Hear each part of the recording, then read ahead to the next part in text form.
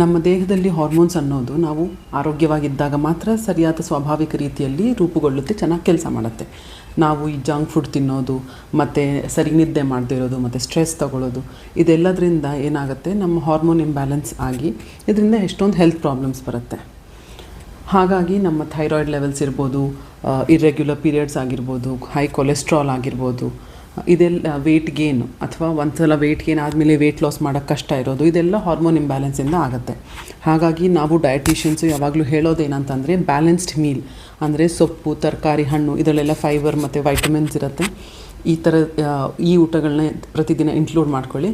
ಹಾಗೆ protein sources ಆದಂಥ ಈ ಕಾಳುಗಳು, ಬೇಳೆ, ಪನ್ನೀರು, ಮೊಸರು, ಮೊಟ್ಟೆ, ಮಾಂಸ ಇದೆಲ್ಲನೂ ಪ್ರೋಟೀನ್ ಸೋರ್ಸಸ್ಸು. ಇದೆಲ್ಲನೂ ಪ್ರತಿದಿನ ಡಯಟಲ್ಲಿ ಇನ್ಕ್ಲೂಡ್ ಮಾಡ್ಕೊಳ್ಳಿ ಮತ್ತು ನೀರು ಹೆಚ್ಚಾಗಿ ತಗೊಳ್ಳಿ ಅಂತ ಅರ್ಥ. ಆದರೆ ನೆನ್ಪಿಡ್ಬೇಕು, ನೀವು ಬರೀ ಊಟದಿಂದ ಮಾತ್ರ ಹಾರ್ಮೋನ್ ಬ್ಯಾಲೆನ್ಸ್ ಅಚೀವ್ ಮಾಡೋಕ್ಕಾಗೋದಿಲ್ಲ.